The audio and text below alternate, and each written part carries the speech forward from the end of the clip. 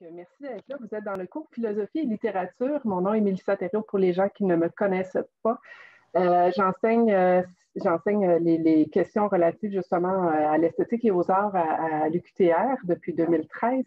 Et aujourd'hui, on a une séance spéciale avec une invitée honnêtement, je me suis fait plaisir en faisant cette invitation-là. On a l'honneur d'accueillir aujourd'hui Véronique Hébert qui va nous parler de sa démarche d'écriture. Je crois qu'on va avoir beaucoup de sujets à aborder. C'est vraiment une première pour moi, donc je m'excuse à l'avance pour tout manquement dans le décorum ou dans la façon de procéder au déroulement. Mais ce dont on a discuté, Véronique et moi, c'est qu'elle ferait une présentation d'un travail qui est en cours. Donc, elle va nous parler de sa démarche, elle va nous présenter un court extrait ou en tout cas de la longueur désirée. Et ensuite, il y aura des questions des gens qui sont parmi nous et que je salue et que je remercie d'être là. Donc, je vais dire quelques mots sur son parcours. Vers la fin, peut-être qu'on va arrêter la caméra. Pour l'instant, c'est enregistré, mais vers la fin, il y aura une partie qu'on pourra peut-être discuter plus en formule plénière. Donc, vous pouvez, si vous n'êtes pas à l'aise de poser des questions en cours de séance, vous pourrez le faire après. Quelques mots sur le parcours de Véronique Hébert qui me corrigera si je fais des erreurs. Elle est originaire de la communauté de Wemotaci en Haute-Mauricie et elle est active depuis plusieurs années comme écrivaine. Elle écrit surtout du théâtre, de ce qu'on appelle des arts vivants. Et elle a participé notamment à des productions du théâtre Ondinoc, qui est originaire de la communauté de Wendake. Ondinoc veut dire guérison, c'est ce qu'on appelle du théâtre de guérison. C'est une troupe, ou en tout cas un organisme qui a 35 ans d'existence. Ça, je prends tes expériences plus anciennes, Véronique. Donc, ça, c'était en 2013, je crois. Il y a eu d'autres choses aussi depuis ce temps-là, mais c'est une production qui est très stimulante, qui est ancrée dans le territoire. Véronique, si je ne me trompe pas, poursuit un doctorat en recherche-création aussi. Oui. Et je vais te laisser en parler tout à l'heure toi-même. Moi, j'ai découvert ton travail par le biais d'une entrevue que tu avais accordée dans un livre sur l'anarcho-indigénisme où tu parlais à la fois de ton travail de créatrice, de ta position comme femme atikamekw, de tes positions féministes ou de la façon dont c'était reçu. Donc, c'est autant de sujets qu'on peut aborder aujourd'hui. Je pourrais te bombarder de questions, mais je vais me taire. Voilà, je t'invite, si tu veux, peut-être nous parler peut-être de ton parcours et on te cède la parole. Merci. Oui, j'ai commencé avec Ondinoc en 2005 avec le programme de théâtre pour autochtones de l'École nationale de théâtre du Canada à Montréal. Puis Ondinoc, Yves est originaire de Wendake, près de Québec. Mais la compagnie elle a son siège social puis son lieu de répétition à Montréal, dans l'est de la ville. Puis Ondinoc, c'est du théâtre de guérison. Puis le terme Wendat, Ondinoc veut dire, si je me souviens bien, le désir secret de l'âme. Yves, il avait donné ce nom-là à sa compagnie. Puis ensuite, quand j'ai fait les 2 premières années avec eux à l'École nationale, puis dans les locaux d'Ondinoc, je me suis inscrite au bac en interprétation à l'Université de Moncton. J'ai fait 3 ans. Après, j'ai terminé mon bac en interprétation théâtrale à Ottawa. Je suis déménagée à Ottawa. Je me suis rapprochée un peu de mon lieu d'origine. C'était long parce que j'avais un bébé. J'ai eu un bébé en commençant à faire le théâtre d'Ondinoc. Je suis tombée enceinte. Donc, c'était 2 naissances. C'était moi comme artiste, puis ma fille aussi. Donc, elle m'a suivie dans tout ce parcours-là. Ma fille, elle a commencé à marcher sur la scène. Ses premiers pas, c'était sur la scène. Puis, elle m'a suivie partout. On était allés, c'est ça, j'ai fini mon bac à Ottawa. Ensuite, j'ai fait ma maîtrise à Ottawa en dramaturgie et théorie théâtrale sur le sujet Jovette Marchessault, le chamanisme chez Jovette Marchessault et Paul Pelletier. J'ai collaboré avec Paul Pelletier pendant de nombreuses années. Puis ensuite, j'ai commencé mon doctorat. Je suis retournée dans ma communauté pour enseigner, puis accompagner ma grand-mère qui était malade.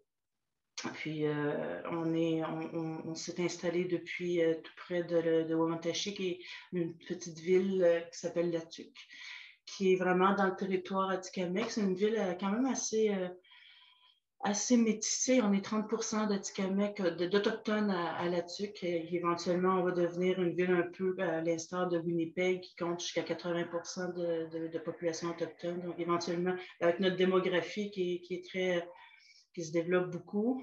Donc, c'est une ville où je peux être près de la communauté, puis en même temps près quand j'ai affaire à Montréal quand même pour mes séminaires. Puis pour la recherche aussi, à Latuq, on a le Conseil de la Nation Atikamekw qui gère un peu tout ce qui est négociation, puis avec les gouvernements. Donc, le siège social est à Latuq ici, les bureaux du Conseil national Atikamekw est à Latuq. Donc, pour moi, c'est un bel avantage d'habiter ici. Puis ma mère puis ma soeur sont nées ici, donc on connaît quand même beaucoup les gens. Donc là, je suis en deuxième année de doctorat. Je le fais comme tout le monde, là, je le fais un peu à distance, mais éventuellement, on va le faire en vrai, en chair et en os. Je suis dans mon cours d'atelier. Maintenant, il faut que je produise un atelier de création. Donc, c'est assez compliqué de faire un atelier de création seul en théâtre, mais je travaille beaucoup ma scénographie avec une scénographe atikamekw qui s'appelle Julie Christina Piché. Et aussi, j'ai la chance de collaborer avec la coopérative d'artisans atikamekw qui s'appelle la coopérative Tapisquan Sibi, qui a des locaux maintenant à Shawinigan. Donc, c'est quand même une belle. C'est avec eux que je veux construire le décor, puis tout ce qui est accessoires, puis aller dans la forêt. Là, on prévoit d'aller en mai ramasser des écorces de bouleau, parce que les Atikamekw, on est le peuple de l'écorce. On confectionnait des canaux d'écorce, puis on voyageait avec ça dans le territoire. On était semi-nomades. Beaucoup, beaucoup, très, très présent le bouleau dans la culture atikamekw. Donc, c'est un des objets de ma recherche aussi. Là. Ça m'a sauté aux yeux. Je disais que je ne peux pas faire un recherche-création sur la culture atikamekw, en théâtre sur la culture atikamekw, puis omettre de parler des objets, puis des essences, puis des animaux qui sont vraiment liés à notre culture. Donc, c'est mon recherche-création. Le sujet, c'est le territoire, le Mitaskinan, le territoire atikamekw. Je vais faire un théâtre de création hybride avec le documentaire, puis montrer un peu comment est-ce que la théâtralité se manifeste dans la culture atikamekw, puis aussi faire un peu un bilan de recherche sur comment est-ce que le territoire, il est associé à différentes formes discursives, les sciences naturelles, les sciences sociales, le récit atikamekw, l'expérience atikamekw. Donc, c'est une espèce de comparer entre l'expérience universitaire, l'expérience des recherches en sciences, mais aussi le discours atikamekw, l'expérience vivante, actuelle et passée. Donc, ici, on a beaucoup d'archives au Conseil de la Nation. On a des enregistrements sonores, on a des photos, on a des documents, on a des comptes qu'on a prélevés depuis les années 60 en atikamekw, des aînés. On a beaucoup de documentation, beaucoup d'objets. Donc, mon sujet, c'est vraiment le territoire atikamekw à travers toutes sortes de prismes. Puis, je crois que vous avez lu l'acte. Ben, J'écris aussi pour d'autres. Je ne fais pas juste mon doctorat, je fais d'autres projets, mais je suis très, très impliquée dans le théâtre communautaire, je dirais. Je travaille dans les communautés atikamekw, je fais du théâtre pour la guérison, pour le pensionnat, l'histoire, tout ce qui a rapport avec les familles puis ceux qui ont survécu au pensionnat. Aussi le théâtre avec les femmes pour la violence. J'en ai fait aussi pour le suicide. Fait que j'en fais aussi pour d'autres compagnies dont j'ai travaillé avec le Parmi nous, pour le racisme, d'aller jusqu'à Waskaganish. Je fais quand même, je suis assez sollicitée là-dessus. C'est pour ça que je n'ai pas besoin de chercher maintenant d'emploi. Il fut un temps où oui, je devais chercher des contrats, mais à un moment donné, de fil en aiguille, ça va mieux. Je dirais qu'on a un bon timing pour faire de la production en ce moment. Peut-être pas au point de vue pandémique, mais au point de vue, je dirais, des mesures qui ont été développées pour favoriser l'expression culturelle. Si je peux t'interrompre une seconde, j'ai envie de te demander, tu as combien d'heures dans une journée, toi, euh, pour faire autant de choses? C'est vraiment fascinant de voir justement comment justement une littérature des mots peuvent prendre vraiment prendre forme hein, dans les communautés, dans les formes de vie. Parce que nous, c'est un cours de philo. D'habitude, on lit des livres, puis on étudie des livres, puis on regarde les concepts, puis peut-être que c'est quelque chose que ce que je vois, c'est que tu les mets en action. Puis je ne vais pas t'interrompre souvent, mais je vais juste, tu me dis si... c'est un mode de création que j'appelle holistique. Ça veut dire qu'il met en pratique toutes les dimensions humaines, les 4 dimensions, qui réfèrent un peu à la roue de médecine. Je ne sais pas si vous connaissez un peu la roue de médecine. C'est une représentation de l'expérience humaine qui est divisée en quatre ça correspond aux 4 âges de la vie, aux 4 couleurs médecine, les 4 directions. Tu as le noir, le rouge, le jaune et le blanc. Puis, c'est l'affectif, l'intellectuel, le physique et le spirituel. Donc, tout ça, toute l'expérience humaine pour les cultures autochtones, c'est représenté sous forme d'un cercle et d'un cercle médecine. Vous pouvez trouver sûrement des images, vous l'avez sûrement vu aussi, c'est assez répandu maintenant. C'est une façon holistique de concevoir une situation, de comprendre une situation, mais aussi de travailler, de vivre.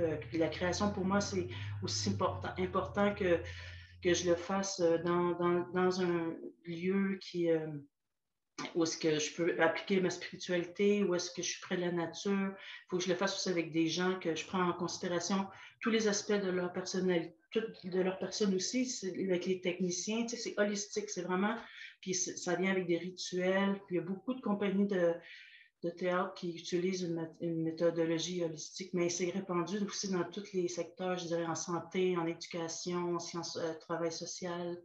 C'est une approche holistique de voir l'humain dans son entièreté et non pas dans une seule situation.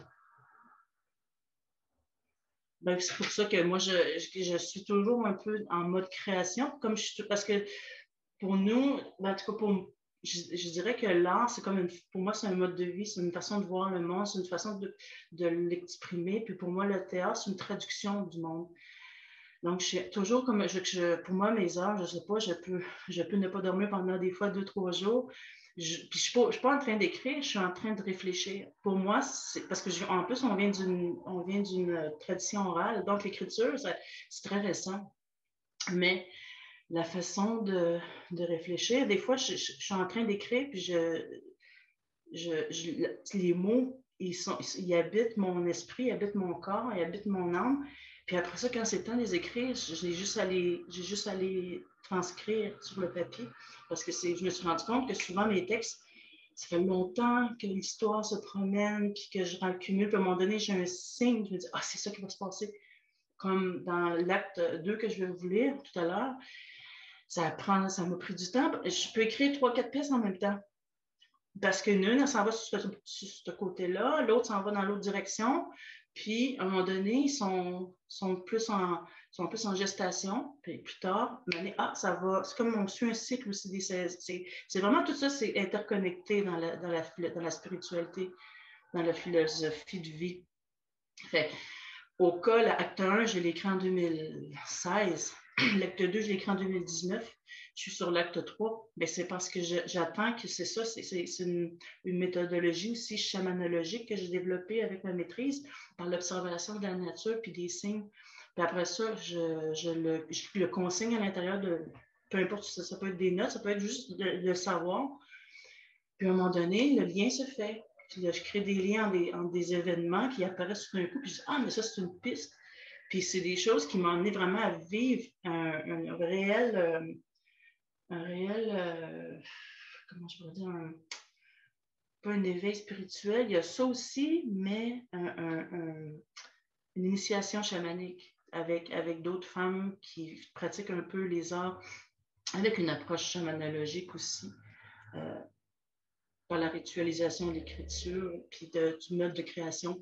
Quand je dis écriture, ça ne veut pas dire nécessairement écriture avec papier-crayon ou ordinateur. Écriture, c'est le concept de créer quelque chose, créer des images, créer des discours, des personnages. C'est quelque chose que j'ai lu dans ton entrevue, justement, tu parlais de l'importance de changer les rituels parce que si on refait toujours la même chose, l'action perd de sa force. Ce que tu dis est vraiment intéressant parce que ça montre ta façon de voir la création, c'est-à-dire que je pratique une façon en tout cas de créer ou en tout cas de concevoir les choses, puis ensuite j'adapte, je transforme la chose à mesure. Donc, ça change vraiment la conception du rituel qu'on a. Oui, Souvent, on a l'impression du rituel comme quelque chose de figé, ce qui n'est pas le cas. Ça ne l'a jamais été à l'époque. C'est à partir du moment, je crois que c'est devenu illégal, on a essayé de préserver ces rituels-là tels qu'ils étaient parce que quelque part aussi, c'était pour s'approprier notre histoire puis ce que nos ancêtres nous ont vécu puis nous ont légué avant qu'il y ait la coupure. À l'époque, je crois qu'ils actualisaient quotidiennement les rituels. C'est quelque chose de vivant. Puis ça fait appel à vraiment des croyances spirituelles vraiment qui ont un impact réel sur la vie des gens parce que c'est vraiment une croyance, c'est notre façon de gérer toute notre vie puis notre vie collective. Est-ce que tu me trouves trop tannante? Si je suis trop tannante, je vais arrêter de poser des questions tout le temps. J'ai bu beaucoup de café et j'ai mangé plein de sucre. C'est cool! mais en fait, puis évidemment, les étudiants et étudiantes, là, vous pouvez poser les questions. Là, ils sont un peu gênés. D'habitude, ils parlent plus. Mais vous pouvez aussi, si vous êtes vraiment gêné, vous pouvez envoyer les questions en privé.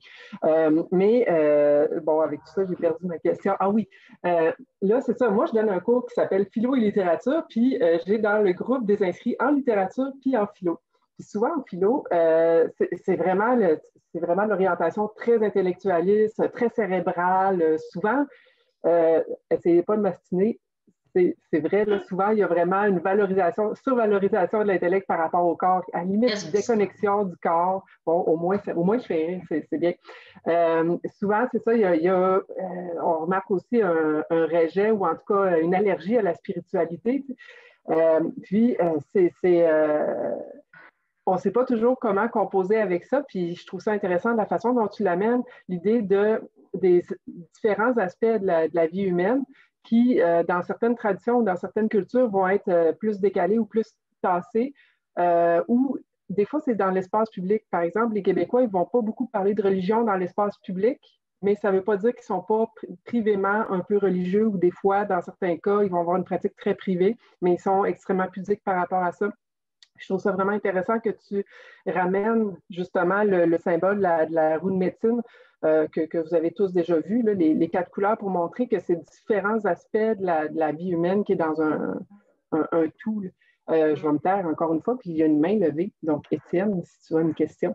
C'est moi. Bonjour, Madame Hébert. Je suis très content que vous soyez avec nous aujourd'hui. J'aurais 2 questions pour vous, si vous le permettez. J'aimerais que vous explicitiez un peu votre méthodologie chamanique dont vous avez parlé un peu, à quoi ça peut ressembler concrètement. Puis aussi, j'aimerais vous entendre sur ce qu'est l'Odinoc, le désir secret de l'âme, le théâtre de guérison dont vous avez parlé au début de la conférence. Oui. Ma méthode Mélissa, tu voulais te dire quelque chose? Juste dire qu'il y a une autre question aussi qui allait dans le même sens en demandant comment on fait ça pour faire de la rédaction chamanique en contexte universitaire. Comment on fait pour... Ça fait que ça rejoint la question d'Étienne. Donc... Oui. Quand j'ai commencé ma maîtrise en fait, quand j'ai terminé mon bac en jeu, j'ai dit, je veux faire une maîtrise parce que je veux connaître c'est quoi le théâtre autochtone. Je veux faire la recherche là-dessus, puis je veux faire puis j'avais pas encore l'intention de faire un doctorat. Pour moi, c'était vraiment la maîtrise pour le théâtre autochtone. Puis mon sujet, c'était le théâtre autochtone. Mon directeur de maîtrise à l'époque a dit, c'est trop vaste comme sujet. Il faut que tu trouves quelque chose d'un petit peu plus concis, tu sais. Puis, parce que pour une maîtrise, il faut trouver un sujet à l'intérieur de ça qui t'intéresse. Là, j'étais un peu débinée parce que j'étais inscrite. J'étais déjà au mois de septembre. Ça faisait une semaine ou deux que j'étais là. Puis, je m'en vais. J'ai passé beaucoup de temps à la bibliothèque. J'ai passé à peu près, de ma vie, j'ai passé à peu près 5 ans à la bibliothèque d'Ottawa. Puis même que la personne qui me connaissait le plus à Ottawa, c'était la responsable, la libraire en chef. Tellement que c'est elle qui a signé mon passeport parce que c'est elle qui me connaissait le plus. Elle m'a là offert, elle dit, va te le signer. J'étais tous les jours là. Puis, j'allais le matin, je faisais mes cours, je retournais à la bibliothèque. Puis là, je dis, faut que je réfléchisse à un sujet. Puis j'ai fermé les yeux. Puis instantanément, j'ai vu le visage de Paul Pelletier qui est apparu. J'en parle de ça dans mon chapitre 4 de ma méthodologie de recherche pour ma maîtrise. Puis je dis, ah mon Dieu, mais ça, c'est Paul Pelletier. Je l'avais vu dans les cours d'histoire, l'histoire du Canada, l'histoire du théâtre francophone, dans mes cours d'histoire en général, de théâtre. J'avais vu son visage, j'avais vu des extraits de son travail, puis on connaissait tous un peu Paul Pelletier. Fait que là, je m'en vais sur Internet, je trouve Paul Pelletier qui fait des ateliers au mois de novembre à Montréal. Donc, je m'en vais participer à ça. Puis Paul, ça a été vraiment une rencontre déterminante. Ça a été vraiment une grande guide spirituelle pour moi. C'est une femme excessivement intelligente et passionnée et intransigeante, mais aussi très, très... sa raison de vivre, c'est quelqu'un de vraiment, vraiment impliqué dans son travail, dans sa recherche continuellement.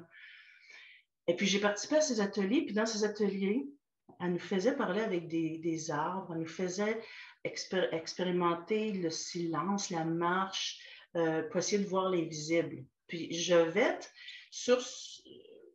quand j'ai regardé sur le site Internet de Paul, j'ai vu qu'elle parlait de Jovette Marcheseau, puis juste le nom Jovette Marcheseau, ça a résonné à l'intérieur de mon esprit. Il y a c'est quelqu'un que je vais rencontrer, puis que ça va être... on a des fois ce pressentiment-là. Puis je voyais ça, théâtre, c'est une femme chamane, Paul Pelletier, puis Jovette Marcheseau, elle a vraiment développé une méthode d'écriture, puis des récits chamanologique. J'ai fait une analyse dramaturgique de 4 de ses pièces, où est-ce qu'elle mettait elle mettait en scène des femmes historiques, des femmes qui avaient vécu, certaines qui vivaient encore, mais pour célébrer leur mémoire de la culture des femmes, puis le fait qu'elles ont été occultées d'une partie de le pouvoir des femmes a été occulté d'une partie par la domination patriarcale. Donc, à force de faire des liens comme ça avec des personnes, puis à un moment donné, j'allais la rencontrer, puis j'ai parlé que je m'intéressais au chamanisme, puis à ses œuvres. Gloria Feman Ornstein, qui est une grande critique d'art, une grande auteure, une penseur sur l'esthétique surréaliste, mais aussi de la littérature féminine et de genre. Elle a trouvé chez Jovette vraiment la nouvelle incarnation de la prêtresse et de la chamane. Puis c'est dans les années 70-80 où il y avait beaucoup de discours en ce sens-là sur le renouveau du pouvoir féminin. Puis au point de vue dramaturgique, ces œuvres n'avaient pas été analysées dans cette perspective chamanologique-là. Donc, je me suis dit, Paul, c'est vraiment une chamane. Paul, c'est quelqu'un qui a vraiment des pouvoirs... clair de chaman, c'est quelqu'un qui travaille avec l'invisible. Et Jovette le fait aussi. Donc, à leur contact, moi, il y a eu des déclics à l'intérieur de moi. J'ai commencé à faire des rituels. J'allais comme à Oka, j'allais à la Polytechnique le 6 décembre, la journée de triste anniversaire de la Polytechnique, le 6 décembre, puis j'allais déposer une offrande de tabac. Là, ça, je parle en 2008, 9-10. Puis, peut-être même 2011. Puis, j'allais la même journée, j'allais à Oka pour faire une offrande de tabac parce que j'essayais d'expliquer à une amie qui ne connaissait pas ces deux événements-là, la crise d'Oka. J'ai dit, c'est arrivé 7 mois après la Polytechnique. Puis là, je dis, mon Dieu, mais c'est tout de suite après. Les Warriors, les femmes, c'est un peuple anciennement on appelle ça matrilinéaire. Donc, les femmes sont... Puis eux, c'est une école... En tout cas, j'ai fait beaucoup, beaucoup de liens. Puis c'est une révolte qui s'est passée. Je veux dire, c'est trop des événements qui m'ont marqué, moi, pour avoir pas de lien entre eux. J'avais 13-14 ans. Quand la Polytechnique est arrivée, la crise de la tuerie de la Polytechnique, puis la crise d'Oka, ça m'a vraiment habité. Puis je me dis, il y a certainement un lien inconscient que lié le peuple mohawk à la souffrance du peuple québécois qui a vu 14 de ces femmes assassinées sur le Mont-Royal. Donc là, j'essayais d'expliquer ça à mon ami. Ça m'a donné l'idée d'aller aux deux endroits, puis donner du tabac, puis faire une prière cette journée-là. C'est ça, on parle de rituel. La journée d'anniversaire, on fait une offrande de tabac, puis à la mémoire des femmes assassinées, puis aussi... Puis quand je suis arrivée à Oka, à la pinède d'Oka, dans le cimetière, j'ai déposé au pied d'un arbre, puis j'ai entendu l'arbre dire « Oh ». Puis « Oh », dans les prières mohawks, c'est quand une prière est terminée, puis qu'on laisse la parole à quelqu'un d'autre, ou qu'on est ému par une prière ou par une parole. Puis ça, c'est arrivé dans les mêmes années où est-ce que Paul commençait à nous faire écouter des arbres. Donc, c'était elle un peu mon initiatrice dans cette méthode-là de travail. Bien, après ça, c'est à toi de le trouver. C'était à moi de créer mes méthodes, où est-ce que j'étais le plus apte à créer des liens entre les choses. Puis là, Gloria Faman, Orenstein, elle m'a dit... l'amie mexicaine à qui j'expliquais c'était quoi les deux événements, elle venait du Mexique, elle a dit, il faut que tu viennes au Mexique. Toi, je ne sais pas pourquoi, mais il faut que tu viennes. Entre-temps, Gloria me dit, va au musée d'anthropologie, tu vas voir une œuvre d'une peintre qui avait peint les mondes magiques des Mayas, puis elle n'était pas disponible, cette toile-là, cette journée-là, elle était en restauration à cette époque-là. Donc, ça m'a amené dans d'autres salles parce que j'ai découvert une toile où c'était les langues préhispaniques du nord du Mexique. Puis il y avait les Algonquins qui étaient installés là. Je dis, mon Dieu, personne, c'est ça par chez nous qu'il y avait des Algonquins dans le nord du Mexique. Ils voyageaient en canot d'écorce. Là, je me suis imaginé toutes sortes de choses. Mon amie mexicaine m'amène à Teotihuacan. J'entends les montagnes qui me disent, ça fait longtemps qu'on vous attend.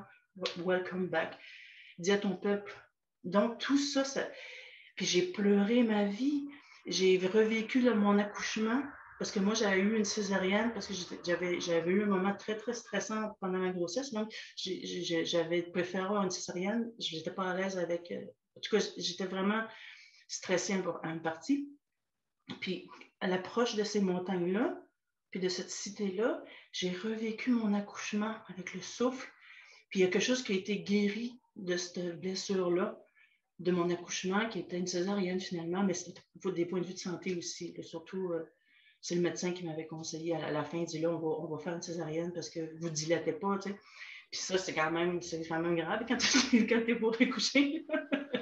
Donc, tout ça, c'est arrivé tout en même époque. C'est ça ma méthodologie. Tu vois, les liens se sont créés exactement par le parcours, par le voyage, par les rencontres, par les discussions, par les essais, par l'expérience. C'est ça que j'avais envie de demander. Donc, la méthodologie chamanique, c'est une méthode de recherche-création, d'écoute pour entendre les signes qui te font, toi, progresser dans la création et qui font faire des liens de sens entre des événements qui, en apparence, n'en ont pas. des événements, des objets, des lieux, des dates, des animaux. Écoute, il m'arrive encore des fois de voir se manifester des animaux parce que quand tu commences à t'intéresser au chamanisme, c'est comme si tu flashais de lumière, tu dis, je suis là, j'écoute. Puis là, le monde invisible, il commence à se manifester à toi. Puis si tu as l'ouverture ou tu as la réceptivité, c'est parce que ça se développe ça aussi. C'est tout un travail de... Tout le monde a des capacités chamaniques. Il faut juste les développer et les accepter parce que ça peut être un peu épeurant. Des fois, tu vois des choses, tu ressens des choses, tu comprends des choses. Puis souvent c'est le vocabulaire, c'est-à-dire qu'on connaît mal les vocabulaires, puis on va utiliser un terme, puis on se comprend mal sur l'usage du terme aussi des fois, comme notamment l'usage, souvent un des stéréotypes avec le chamanisme, c'est qu'on prend des drogues dures, puis on a des hallucinations, puis alors que c'est pas ça. Pas nécessaire. Pas nécessairement. Non, c'est ça. Mais il y en a, tu peux atteindre un état de transe par la danse, par la méditation, par le chant. Il y a toutes sortes de méthodes, puis à chaque culture appartient, puis à chaque chaman appartient ses outils à développer. Comme un artiste, il développe sa technique. C'est la même chose pour un chaman. De toute façon, oui, puis... Norval Morisseau, si vous vous intéressez à cette question-là, lisez tout ce que vous pouvez sur Norval Morisseau. Il guérissait par les couleurs. Lui, il est entré en transe, il s'en allait dans la maison d'invention, puis il voyait l'avenir, puis il voyait l'invisible, il voyait des... Puis je ne sais pas si vous connaissez ses œuvres, mais il n'y a rien de plus impressionnant puis touchant que son travail avec les couleurs, puis avec les animaux qui sont mixés en deux, puis qui ont des liens de pouvoir avec le tonnerre. Puis lui, ça y apparaissait, ça y a été transmis par le monde invisible, par les esprits, pas juste les esprits des humains, c'est les esprits des animaux, des éléments. C'est le savoir regarder, c'est ça le propre d'un artiste, aussi savoir voir oui. Des choses. Moi, j'ai encore plein de questions. Je vais essayer de trouver une recommandation à mettre dans le chat à la pause. Je vais pouvoir suggérer, justement, je ne connaissais pas Norval Morisseau, je découvre en même temps. C'est un peintre du bois extraordinaire. Super, merci. Il y a une question de Guillaume. Oui. Oui, donc moi, c'est une petite question par rapport à ce que vous venez de nous expliquer. J'aimerais savoir votre point de vue par rapport, disons, à la science comme on l'a fait aujourd'hui. Là, je sors un petit peu du cadre de la littérature puis de la philo, mais un peu, c'est que la science, j'ai l'impression qu'elle va souvent tourner ces façons de faire-là au risible aujourd'hui, malheureusement. Alors que pourtant, on voit que c'est des façons de faire qui ont existé à plusieurs endroits dans le monde. Oui, c'est ça, c'est... Donc, comment vous voyez ça, la science? Comment concilier les deux? Est-ce qu'il y a un moyen peut-être de rendre ça, repopulariser ça, ou est-ce que c'est ne serait-ce que souhaitable? Bien, la science, telle que je la vois comme point de vue occidental, c'est parce qu'ils ont accepté le côté rationnel des phénomènes. Alors que, puis ça fait partie ça correspond à une des 4 dimensions de la dimension affective, émotionnelle, physique et intellectuelle. Il m'en manque spirituel, entre les 4. Donc, pour moi, la science s'incarne beaucoup plus dans cette dimension-là, alors que la compréhension du monde ne vient pas juste par le rationnel. Tu ne peux pas expliquer le vent juste du point de vue rationnel ou les couleurs, ou c'est une expérience sensible qui fait appel aussi à la mémoire, donc à l'affect, parce que je pense qu'il y a des avantages à tout essayer d'expliquer d'une façon rationnelle, mais ça ne peut pas être complet, ça ne peut pas être juste une version. Puis c'est pour ça que moi, justement, dans ma recherche-création, j'essaie de faire un tour de tous les prismes à travers lesquels on peut expliquer le territoire au point de vue géographique, géologique, au point de vue météorologique, au point de vue archétypal, au point de vue mythologique, au point de vue littéraire, au point de vue historique. Donc, oui, les sciences, c'est sûr, mais il y a des compréhensions très, très... Les Navajos avaient une mathématique assez développée. Il y a plusieurs peuples. L'astronomie, mais ils l'expliquaient pas. Moi, un de mes rêves, ce serait de revenir avant, au moment où je ne savais rien, où est-ce que j'aurais dû expliquer l'arc-en-ciel sans savoir que c'était simplement des gouttelettes d'eau. C'est jamais simplement de toute façon. Mais eux autres, il y avait une perception, une façon de traduire le monde qui était qui englobait aussi ce qu'il pressentait, ce qu'il ressentait, parce qu'il vivait toujours avec les éléments, il vivait à l'extérieur, il vivait avec les animaux, il était en interdépendance, puis interconnecté avec toutes les plantes, les arbres, les animaux. Il avait besoin d'eux. C'était une base circulaire de respect et non pas une base hiérarchique. Donc, tout ça, ça amenait un raffinement de la perception qui n'est pas juste du cause à effet. Je ne peux pas dire même cause à effet, c'est rationnel, parce qu'il peut y avoir des causes tout à fait irrationnelles à un effet.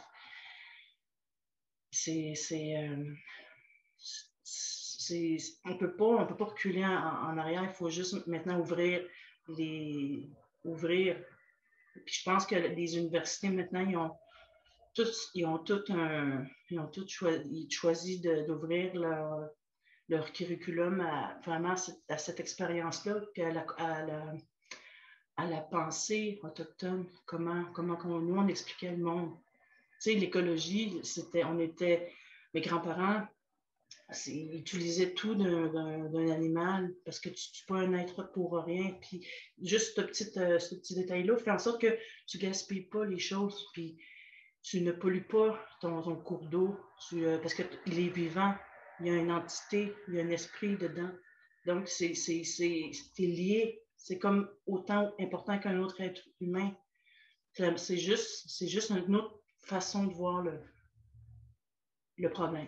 C'est ce que vous appelez un peu, quand vous faites référence à ce qui est holistique, donc ce que Oui. la science manquerait parfois, elle n'a pas cet aspect holistique-là que vous En médecine, partagez. ils commencent à le faire. À le faire. Les médecins, ma mère a travaillé longtemps au milieu hospitalier, puis elle essayait de rendre un peu ça plus humain, tu sais, parce que les Atikamekw qui vont à l'hôpital, ils ne parlent pas la langue. Ma mère était traductrice, elle a fait ça à la cour pendant 15 ans, puis à l'hôpital pendant 13 ans, je crois. Puis elle avait à faire cette espèce de travail-là, de rendre ça une expérience plus humaine. Puis je pense qu'ils ont pris acte de ça, puis ils l'appliquent maintenant de plus en plus. Là. La médecine, ça ne peut pas être juste chirurgical, puis les ordonnances, il faut qu'il y ait quelque chose, parce que souvent, on le sait de plus en plus, ça peut être lié à une autre souffrance qui est plus émotionnelle, on appelle ça psychosomatique, hein, les maladies, le corps va le traduire pour que tu t'en rendes compte. C'est effectivement, il y a des trous dans ceux qui sont dans la médecine savent que c'est vraiment une expérimentation, c'est beaucoup d'essais-erreurs, puis souvent les patients ne réagissent pas tous de la même façon, justement parce que la psyché est tellement complexe. Moi, c'est pour ça que je ne vais jamais à l'hôpital. Je me dis, tiens, non, ça va se guérir tout seul. Je ne vais pas aller là, ils vont m'achever. Guillaume, je pense, c'est Guillaume, hein? Ouais, c'est un des exemples que je peux te donner, c'est est-ce que tu connais le tableau périodique des éléments? Oui. J'étais en secondaire 4, puis je regardais le tableau périodique des éléments, puis la prof de chimie, elle me dit, qu'est-ce qu'il y a, Véronique? Ben, j'ai dit, c'est vraiment incomplet. Il y avait des trous partout. J'ai dit, vous n'avez pas encore fini votre tableau. Fait que tu vois, il reste encore plein de choses à comprendre. Puis peut-être qu'il n'y a même pas cette forme-là. Peut-être qu'il y a une autre forme. Peut-être qu'il ne faut pas être si, comment on appelle ça, quadrilinéaire ou, tu sais, il y a un mot pour ça, là, on dit square, là. Mm-hmm. Cartésien aussi. Cartésien, c'est ça, cartésien. Mais c'est comme ça dans toutes les sciences. Hein? Comme l'astronomie, on découvre des nouvelles planètes, on se rend compte que ce n'étaient pas des planètes. En biologie, on se rend compte que les classifications qu'on avait faites n'étaient pas super... il était le mieux qu'elles pouvaient être à un certain moment, mais qu'il y avait des trous, effectivement. En fait, il y avait une question dans le chat, si je peux justement poursuivre sur sur le rapport entre art et science. C'est Camille qui demande si l'écoute de la nature fait toujours partie du processus de création ou si, là c'est moi qui en rajoute sur le tas, mais la question, mais est-ce que des fois il y a d'autres sources ou d'autres, est-ce que c'est toujours ancré dans le territoire ou? Ah non, ça peut être ben, le territoire il est partout, mais c'est pas juste mon territoire traditionnel. Ça peut arriver à Montréal, ça arrive à Oka, ça arrive à Polytechnique, ça arrive en fait, tout ça, c'est spirituellement puis inconsciemment, on est liés. On est tellement fort de toutes sortes de... On est habité par tellement de forces, puis il y en a beaucoup qui sont... La plupart sont inconscientes. On est liés sans le savoir. Puis le territoire nous lie, regarde juste les 2 événements, 7 mois de différence, puis la plus grosse crise autochtone en Amérique est arrivée, je dirais récente, c'est tout de suite après la tuerie de... Puis c'est impossible qu'on n'ait pas eu, que les Mohawks n'aient pas ressenti un sentiment de...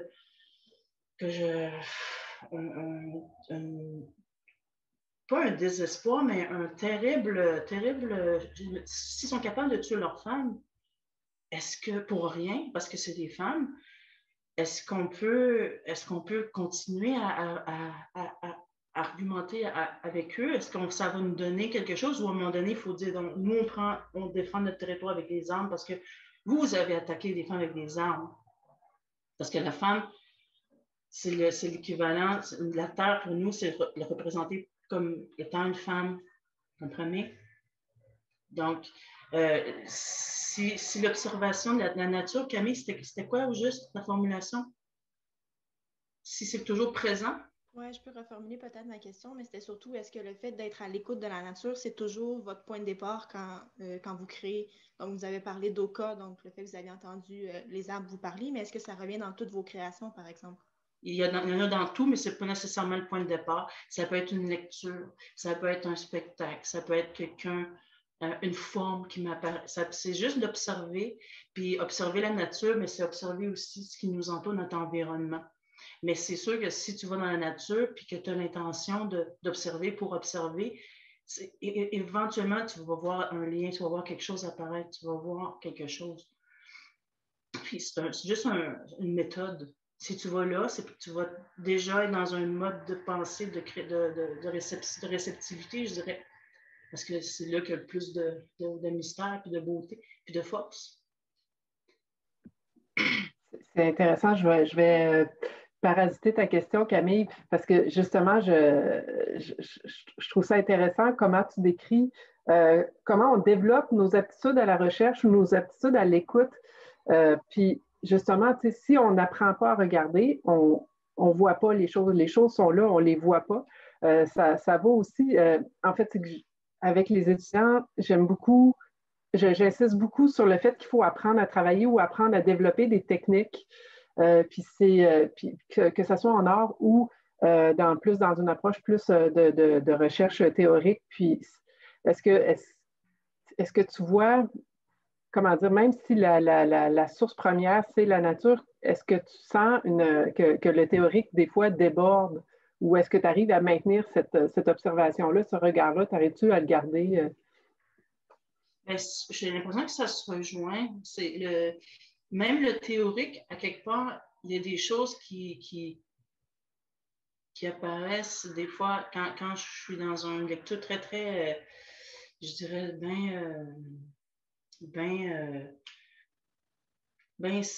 comment je pourrais dire, bien scientifique, là, pas banal, c'est pas banal, mais qui n'est pas ésotérique, qui ne va pas dans ce domaine-là. Mais il y a quelque chose à l'intérieur de moi, qu'à un moment donné, qui va faire « Ah, la mémoire, c'est un outil phénoménal pour travailler. Si tu juste prends un petit symbole par hasard, OK, mon grand-père m'avait dit « Ah, ça, cet ours-là, quand il est petit comme ça, tu sais, c'est comme un héros. Il n'y a rien qui arrive parce que même s'il tombe en bas, il va rebondir. S'il est gros, il va se blesser. Mais tu sais, puis là, à un moment donné, dans un séminaire avec un prof justement des sciences, l'image de l'ours m'est revenue. Puis je dis, oh mon Dieu! Puis ce souvenir-là m'a amené à toutes sortes de souvenirs parce que chez les Atikamekw, l'ours, c'est lui qui a le plus de médecine parce que il dort une partie de l'année, puis il rêve une partie de l'année, puis il est capable d'incorporer toutes sortes de connaissances. puis dans l'autre monde aussi. Le rêve, c'est très important dans le chamanisme. Il y a des communautés complètes qui travaillent à partir du rêve. Ils se rencontrent la nuit dans les rêves, puis les enfants, ils suivent leurs parents dans les rêves, puis ils voyagent à travers ça chez les Athapascans du territoire du Nord-Ouest, les Dénés. Une des œuvres, c'est un doctorat que Marie-Françoise Guédon elle a fait sur le chamanisme, puis elle en a fait un livre qui s'appelle Le rêve et la forêt. Puis c'est vraiment une œuvre elle est très réputée au niveau des sciences sociales à Ottawa. C'est quelqu'un qui est très, très respecté. Puis ça montre que ce type de recherche-là aussi, il y a une valeur scientifique. Mais ça pour dire que l'ours, il y a beaucoup d'importance. Même il y a une médecine qui s'appelle le fruit de l'ours. Muscominanatuk, c'est un fruit qui enlève la douleur. C'est comme un équivalent d'un Tylenol. Puis on l'appelle Muscominanatuk parce que c'est le fruit que l'ours mange. Puis il y a même un oiseau qu'on va l'appeler l'oiseau ours parce qu'il mange de ce fruit-là. Puis il est central, comme tantôt je disais, des essences d'arbres, puis comme le bouleau, des animaux comme l'ours qui sont centrales dans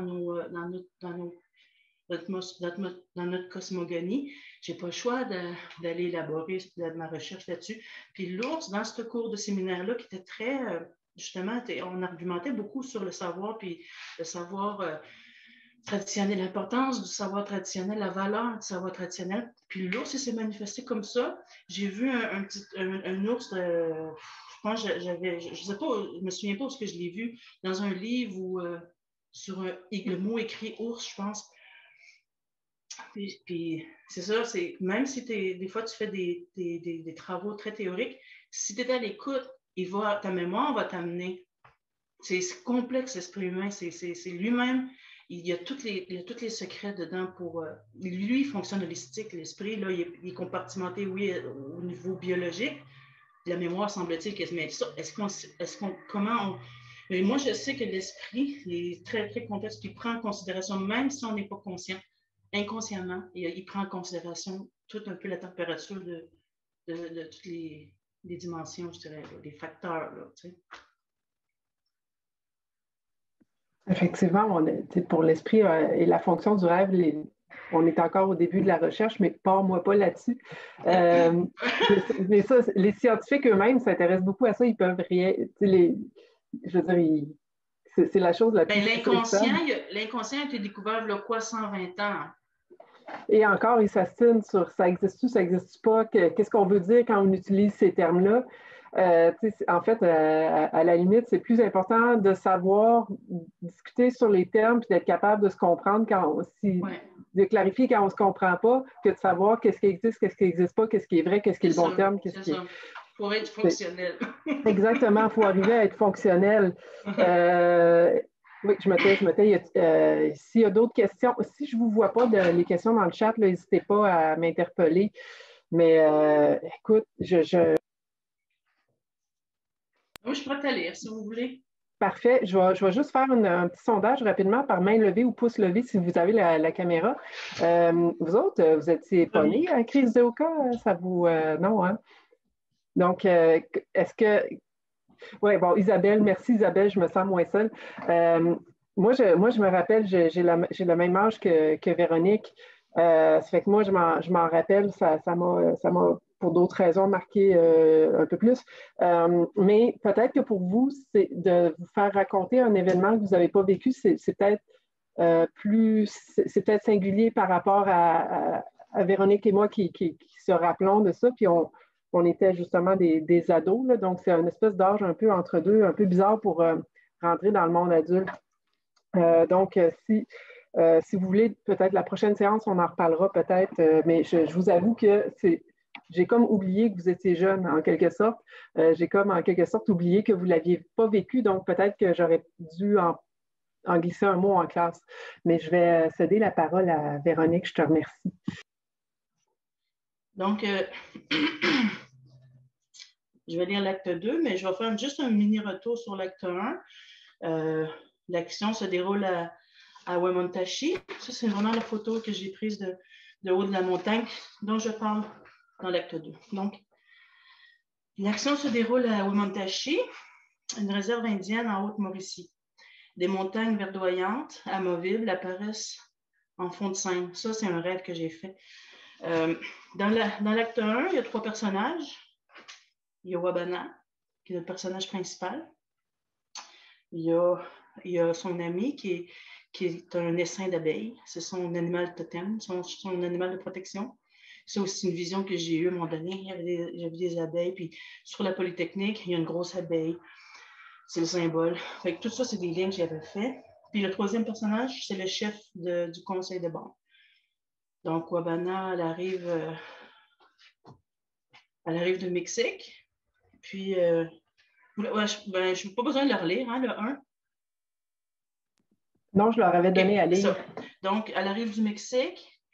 Elle veut faire une pyramide. Les montagnes là-bas lui ont parlé. Puis ça, c'est des événements qui se sont vraiment arrivés, comme je vous ai raconté tantôt. Puis, elle raconte au chef. Le chef, il tombe un peu dans les pommes. En tout cas, il s'évanouit presque parce que ça le choque un peu de ça, émotionnellement. Puis, tout. Puis elle raconte à la radio comment ça s'est passé au Mexique, puis qu'elle a quelque chose à dire, qu'on se connaît, qu'on est attendu là-bas, puis ils veulent nous revoir. Donc, si je lis juste le dernier paragraphe de l'acte 1, comme ça va pouvoir nous permettre d'enchaîner avec l'acte 2 sans que ça soit trop froid. Wabana. Museo Nacional de Antropología à Mexico. C'est magnifique, les grottes, les cultures préhispaniques. On entend des instruments de musique, des tissus colorés voltigent sur la scène. Soudain, elle fait face à une carte du Mexique. Elle lit. Las antiguas idiomas autochtones prehispánicas. Les langues autochtones préhispaniques du nord du Mexique. Elle s'approche et continue sa lecture. L'algonquin, elle épelle Algonquien. Hein? Ça s'écrit pareil comme nous, les Algonquiens. Il y avait des Algonquiens au Mexique. Ils montaient et descendaient le grand fleuve Mississippi. Mississippi, la grande rivière. Partir sur la rivière Saint-Maurice en canot d'écorce jusqu'à Trois-Rivières. Tourner à droite en attrapant le fleuve Saint-Laurent. Remonter le courant pour atteindre les grands lacs. Traverser le lac Ontario, le lac Erie, le lac Huron, le lac Michigan, et fourcher à droite, ou sinon à gauche, pour attraper le fleuve Missouri, ou encore continuer un peu vers le lac supérieur. Puis joindre le lac Itasca, le lac à la tête du fleuve Mississippi, qui traverse les États-Unis du nord au sud, en coulant comme un grand serpent, avant de se déverser dans le golfe du Mexique en canot d'écorce. Waouh! Arriver en canot d'écorce dans les grandes eaux du golfe du Mexique que je peux imaginer d'ici, voir, sentir, entendre la cucaracha. Mais non, mais je vois tout le long du bassin du Mississippi, il y a des tumulus en terre et en roche et des monticules funéraires en forme de pyramide. Les ossements de tous les Indiens qui ont vécu là avant la conquête sont enterrés depuis 1000 ans. Il faut que je construise une pyramide chez nous. Dans mon village, une grande pyramide du Nord, une pyramide de vie à Wemontashi. Wemontashi, la montagne d'où l'on observe. C'est un nom prédestiné. Elle lève la tête, le vent se lève. Fin de l'acte 1. Acte 2. On entend un chant dans le vent. Wabana arrive au sommet de la montagne, accompagnée de l'essaim d'abeilles qui est personnifié par une jeune femme. Wabana. C'est ici que je dois construire une structure de pierre. D'ici, on voyait les ennemis arriver par la rivière. Wemontashi, la montagne d'où on observe comme un mirador, un gardien dans la nuit.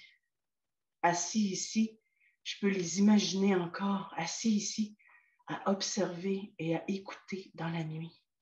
Abeille. La montagne, c'est la gardienne du feu. Le feu couvre dans son sein. La voix du silence, un nuage sur la montagne. Wabana. Parfois, la nuit, ils entendaient un grondement venir d'ici. Abeille. C'est le feu qui gronde dans son ventre. La fumée est sa voix. Elle va parler. La montagne va parler par ma voix. Abeille prend un peu de fumée qu'elle avale et prenant de la cendre dans ses mains, elle dit « La montagne est le feu. La cendre est l'esprit du feu avec lequel j'habille ton visage de poisson blanc, ton visage rond comme la joue du cheval caribou. » Wabana. Les montagnes de Mexico jusqu'à la cité des dieux m'ont parlé et m'ont guidé jusqu'ici, jusqu'à la montagne de Wemontashi. Mes grands-parents disaient qu'il y a un feu et était tenu allumé, sans que personne ne sache pourquoi. Depuis très longtemps, il est possible d'y voir un feu brûler tout seul. Et parfois, on entend un grondement dans le ventre de notre montagne. Abeille, par le feu sacré, je garde la mémoire de tes ancêtres, l'histoire oubliée de ton peuple Atikamekw. Toi, tu ramèneras l'espoir à ton peuple. Approche-toi du feu et avertis la communauté. Je sais que quelque chose approche. Elle jette quelque chose dans le feu. Je vois. Kashtin agit. La tornade arrive. J'entends les écailles de sa peau qui se dressent. Le vent se met à souffler. Des objets volent dans les airs. Wabana, le serpent! Elle prend une pierre et crie au loin. Une tornade arrive, tout le monde. Prenez une pierre, ça vous protégera. Abeille, serpent, tornade, celui qui marche sur une seule jambe, je salue ta venue. Le voici. Wabana. Wow! La rivière se dresse debout, poussée par une tornade. Elle tourbillonne et forme une colonne d'eau qui monte vers le ciel. Abeille, c'est le serpent à plumes. La rivière tourbillonne dans le ciel, poussée par le serpent à plumes, puis j'ai même pas de téléphone. Elle avance en silence, et comme au ralenti, mais elle est debout, la rivière, sortie de son lit et de son sommeil. Abeille, le serpent vient purifier le territoire et rappeler les morts oubliés. Wabana, mais quelle mort? Parle, montagne, je vois bien qu'il y a des liens. Les pyramides, les montagnes, le Mexique, Wemontashi, le Mont-Royal, les abeilles, la ruche, la montagne, la polytechnique, les sacrifices, les femmes, le sang, la guerre, les Mohawks, les blancs, les sacrifices, la rivière, le serpent à plumes, la cité des dieux, le chemin des morts. Oh, j'ai marché dans le chemin des morts. Je marche sur le chemin des morts. Abeille. Le serpent à plumes remonte toutes les rivières et libère les esprits qui y sont endormis. Il y a des centaines d'années, la nation Atikamekw était beaucoup plus nombreuse, des centaines de milliers. Mais le sang de votre peuple a coulé. Il parcourait les rivières jusque dans le cœur de lointains territoires.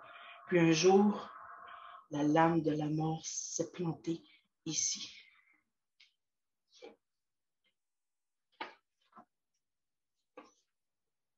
Wabana, faisant le geste de prendre un couteau planté dans la terre et l'observant. Il y a eu très peu de survivants. La nation Atikamekw a été décimée par la guerre avec les Iroquois et avec les Européens, et puis par les épidémies de variole, puis de grippe espagnole. La grippe espagnole, à une personne, ne laissait que 4 jours à vivre. Nos ancêtres, malades et affaiblis, devaient enterrer leurs proches avant de mourir eux-mêmes. Leurs parents, leurs enfants, leurs amours, leurs rêves, la dévastation, la souffrance de notre peuple. Nous avons oublié les scènes horribles, mais elles sont restées dans notre ADN, dans notre mémoire collective, enfouies dans la torpeur, parce que la souffrance était trop grande et la mémoire trop difficile à porter. La variole, les corps de nos ancêtres couverts de pustules, notre nation tombant comme des mouches.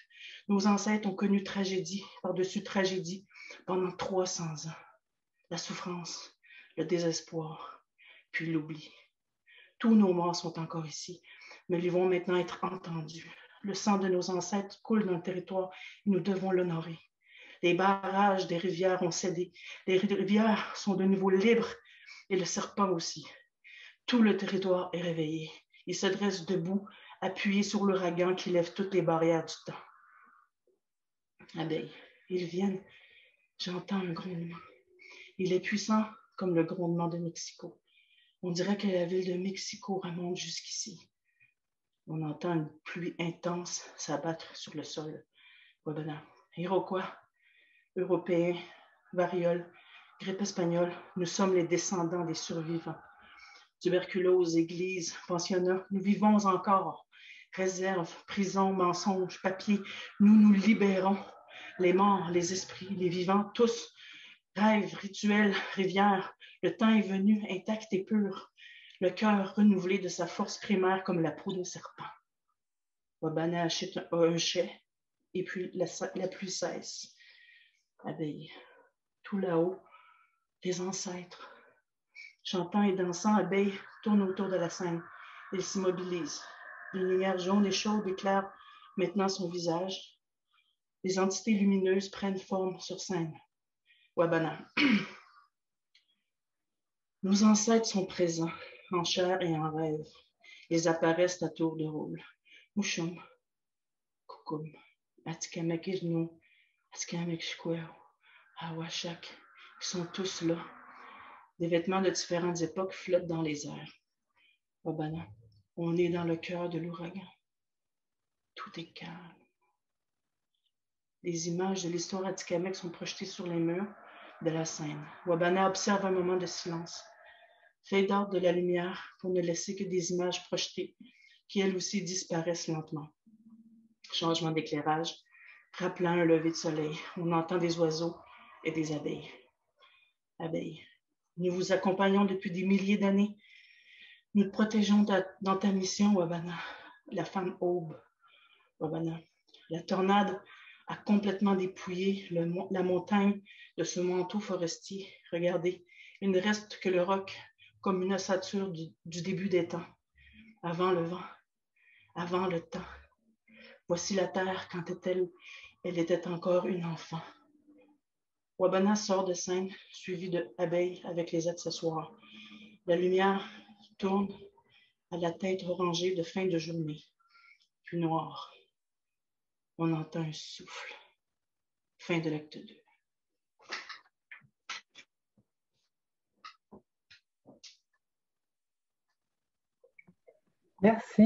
Merci pour la lecture. C'est rare qu'on a la chance d'avoir de l'art qui se fait dans notre face, là, comme ça, puis d'avoir justement des performances. Souvent, on a tout le temps la langue théorique, on ne se fait jamais le plaisir d'avoir des artistes qui viennent. Je te l'avais dit, hein, je voulais faire ça. Oui, c'est merveilleux, c'est merveilleux. Moi, j'aime beaucoup le... C'est un cadeau. Je l'avais fait devant personne. Vous êtes les premiers. Je l'ai répété hier. Puis j'ai fait des petites modifs, là, tout petites, parce que quand c'est dit, c'est pas pareil que lui. Mais vous êtes les premiers à l'avoir entendu. Je vais pleurer. Je pleure oui, c'est déjà ça, c'est bien pour les caméras Zoom qui sont floues un peu. Là, on ne voit pas qu'on pleure. Mais merci. En fait, vous savez, hein, les étudiants, ils savent hein, que je fais des blagues parce que je suis une grande sensible. Fait que j'allais cabotiner en disant hey, wow, merci pour la métaphore sur la mondialisation, le réchauffement climatique, la gestion de l'eau. Mais c'est pas mal ça. En effet, sans réduire là, la richesse du propos poétique, mais je pense qu'il y a un petit peu de ça. Si je ne me trompe pas, mais il y a des réactions dans le chat. Est-ce que je vais vous céder la parole? Est-ce que vous voulez partager des impressions? Ou, je suis en train de lire les mots. Là. Merci beaucoup, c'est le fun. Je vais faire l'animatrice, je vais prendre la tour de rôle. Louis-Camille. Je voulais juste dire que je trouve ça quand même très intéressant que tout ce qu'on a parlé tantôt sur votre processus de création se retrouve un peu dans votre personnage aussi, donc chez Wabana, qui a vraiment l'air elle-même à l'écoute de son environnement, puis elle-même essaie de faire des liens avec ce qui l'entoure. Donc, je trouvais ça intéressant. Donc, même votre processus se retrouve dans la pièce aussi. Ben oui. Très bien. Puis merci beaucoup pour cette chance. C'est vraiment apprécié. Miigwech. On voit que tu as aussi l'expérience de prof de nous expliquer aussi les choses en même temps, parce que c'est pas facile pour les artistes d'expliquer leur processus créatif. Souvent, ils sont pudiques ou c'est, comment dire, ils le font, ils sont occupés à le faire, ils n'ont pas le temps de l'expliquer ou tout ça. Puis c'est vraiment utile pour nous de voir comment ça se fabrique. Tiens, Étienne a une question. Oui, je voulais simplement remercier Mme Hébert puis dire qu'on voit l'importance de l'oralité dans le théâtre, l'entendre, entendre l'acte 2 ou lire l'acte 1. Moi, j'ai préféré l'acte 2. Il y a peut-être un lien avec le fait que l'auteur nous l'ait lu, mais c'était excellent. Je vous remercie. Ah, ben merci beaucoup de m'avoir donné la chance de le donner, de le lire pour vous autres. Premier public, c'est toujours inoubliable. Puis ce qui est chouette, c'est que c'est enregistré, mais évidemment, ça ne sera pas diffusé, c'est-à-dire que je vais t'envoyer à toi d'abord, Véronique, puis tu pourras décider de prendre la partie si tu veux garder l'extrait pour ton propre usage Je vais l'écouter, voir si le son était quand même, parce que je ne suis pas habituée de faire des lectures souvent sur Zoom, là. C'est comme quasiment une première. Ah, écoute, on s'habitue, mais c'est très bien, mais c'est toi qui sais comment dire les... Mais si vous avez tout entendu, les mots, ça veut dire que le son était quand même pas pire. OK. Oui, c'est ça. On entend juste des fois un petit, mais je pense que c'est un bruit ambiant. OK, oui, les autos. Oui, c'est ça. Mais ça, c'est une des choses que je trouve assez surprenante dans Zoom, c'est les ambiances sonores qui sont un peu imprévues. Puis des fois, en classe, des fois, là, on est d'un continent à l'autre. Ça fait qu'il y a des... C'est le fun à entendre. Sauf quand c'est mon épicerie qui sonne, ça, c'est autre chose. Écoutez, moi, j'ai des tonnes et des tonnes de questions, mais je pense que je vais peut-être pas assommer notre invité avec des tonnes d'autres questions. Mais tout ce que je peux dire, c'est que soit on te réinvite ou soit je lâche ma job pour aller, je veux dire, moi, c'est la question de l'archive que je trouve vraiment fascinante. Donc, tiens-nous au courant de tes projets. Tiens-nous au courant si tu veux faire des choses en collaboration.